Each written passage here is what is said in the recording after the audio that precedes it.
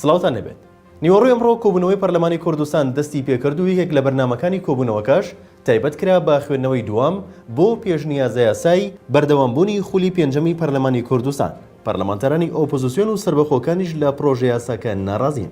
پەرلەمانی کوردستان گفتوگۆ لەسەر درێژکردنەوەی تەمەنی خۆی دەکات و بەهۆی ناڕزایی پەرلەمانتەرانی ئۆپۆزیسیۆن بە درێژکردنەوەی تەمەنی پەرلەمان و بە مێزدا کێشان و هاوارکردنیان پەخشی ڕاستەوخۆی کۆبوونەوەکانی پەرلەمان ڕاگیرە.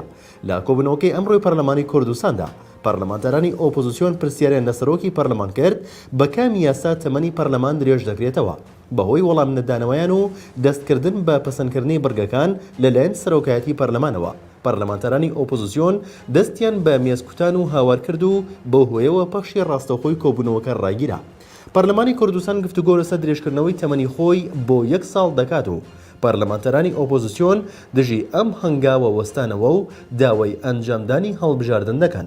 لە دانیشتەکەشدا ژمارەیەک لە پەرلەمانتەران دژی پێشنیازە یاساکە وەستانەوە بۆ درێژکردنەوەی تەمەنی سێ سەرۆکایەتیەکە و ئەم خولەی پەرلەمانی و گرژی دروست بوو. پێشنیازە یاسای درێژکردنەوەی تەمەنی یاسایی پەرلەمانی کوردستان لە دانیشتنی ئەمڕۆی پەرلەمانی کوردستاندا زۆرترین مشتومڕی لە نێوهۆڵی پەرلەمان بە دوای خۆی داهێنا. ئەمەش دوای ئەوەی لەلایەن فراکسیۆنەکانی یەکێتی پارتی گۆڕان و پێکهاتەکانەوە پێشنیازە یاساکە پێشکەشی پەرلەمان کراوە.